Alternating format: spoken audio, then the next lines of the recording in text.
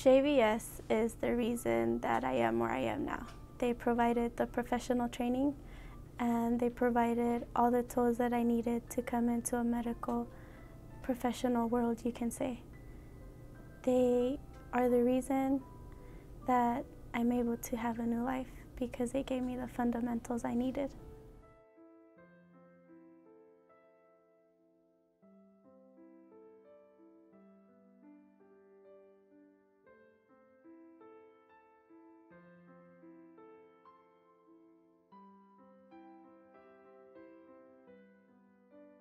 I remember I would cry a lot. I would cry a lot, and I would just say, God, just get me a way out. I know there's hope, and I know I can make it. And I would look at my kids, and they've always been my inspiration.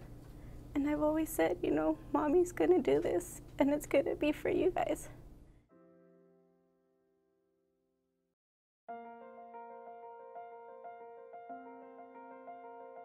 The training that I received at JVS, it increased my professionalism.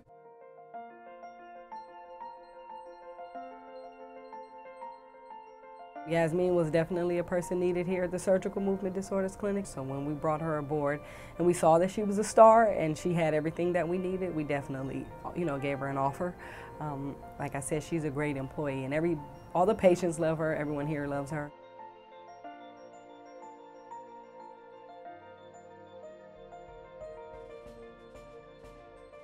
What I see myself doing in the future, I see myself going back to school, most likely something related to nursing, medical assisting.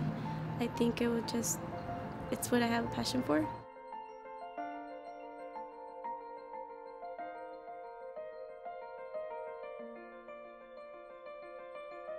I think the relationship that UCSF has with JVS and the Excel program specifically are models, both in terms of the collaboration and partnership with JVS, which I'd love to see more broadly, all of us putting our efforts together, but also Excel. It's training, it's collaboration, and in the end, it's employment. Work gives you the confidence, it gives you the stability, it gives you the ability to go and say, I'm making a difference somewhere. I'm Abby Snee. I'm the Executive Director of Jewish Vocational Service. And I wake up knowing in my bones that a job is the best way out of poverty and that work truly transforms lives. For 40 years now, JVS has helped over 75,000 people, like Yasmin, people from all sectors of our communities, find jobs that give them living wages.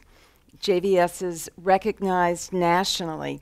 We've been asked by the White House, by the governor's office, to consult as they develop policy and legislation and funding on the kinds of programs you saw that Sean is going to tell you about that really work directly from employer needs to train people for precisely the skills that employers want.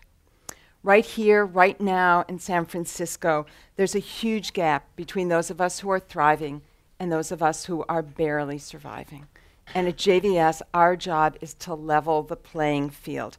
Our job is to give people a shot at living wage jobs and to also help employers find the talent that they need to grow their businesses. JVS has been an early investor in healthcare and in healthcare training. And our healthcare programs are really trained precisely to meet the needs of this very large, quickly growing, and very dynamic sector.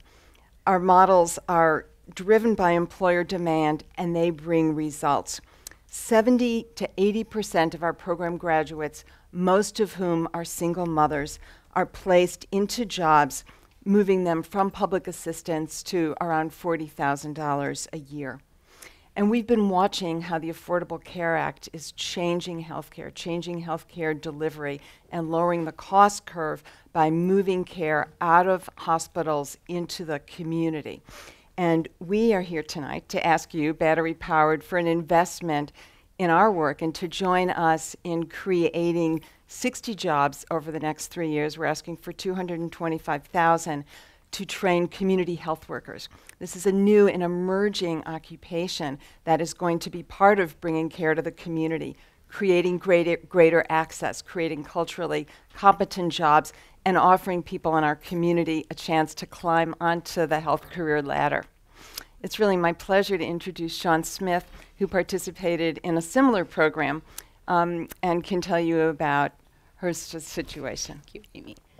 Hello, everyone. My name is Sean Smith.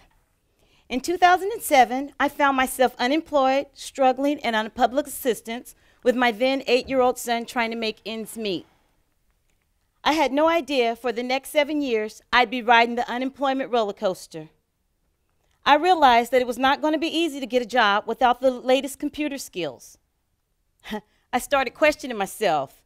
Is something wrong with me? Am I too old? Am I not smart enough? Not only was I questioning me, my son was also asking questions. Why don't you have a job, Mom? Why are you not going to work? I had no answer for him. I felt helpless not being able to provide for him. I was feeling as if I had failed myself. Not only failed myself, but I had failed my son as well. My bills were adding up. I was facing eviction. I had shut-off notices. I was trying to pay back a $13,000 student loan. Times were tough. I learned about the JVS program, and it sounded like a perfect fit for me. 10 weeks training plus 4 months paid internship at John Muir Health. Wow. So I borrowed $20 for gas, and I was on my way to the orientation. Yes, I borrowed $20. When I first arrived at the orientation, I was surprised to see the hundreds of people like me. I learned that out of the 200 people, that only 20 would be chosen. After a telephone screening, background check, and face-to-face interview, I got the great news that I had been selected. Finally, a chance to get my life back on track. I started the first day of training on July 7, 2014. I called it Meeting the Chosen 20. We studied medical terminology, electronic medical records, math, PowerPoint presentations, quality customer service skills, and how to work as a team. We learned a lot about John Muir's health, mission, culture, and core values. After completing the 10 weeks of classroom training, I was interviewed by the John Muir team and was selected as an intern as an admitting clerk at the Walnut Creek campus. Today, I am happy to say that my dream has came true. And I am now a John Muir employee. As an admitting clerk, I'm proud to go to work every day. I can provide lunch money for my son, and he looks at me as his role model. Now the only question he asks is, how was your work day, Mom? I hope that JVS continues to serve people like me with training programs like this. Thank you, JVS, for transforming not only my life, but my son's life as well. Thank you.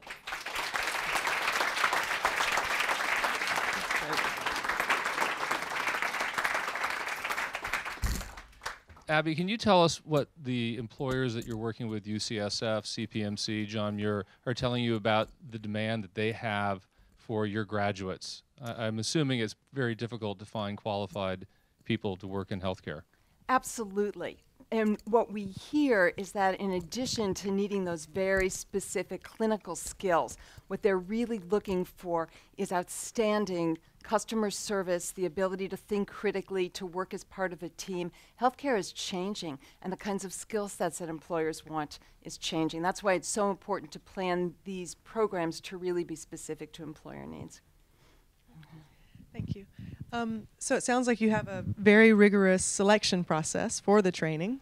How about on the other side? What's the success rate in terms of longevity in the jobs, and how does your training affect employment outcomes and the ability to maintain work over time? Well, as I mentioned, between 70 and 80% of program graduates are working in fields related to their training within 6 months of graduating. We track people for at least a year, and the vast majority, close to 70%, are stabilized and in jobs, and we continue working with them.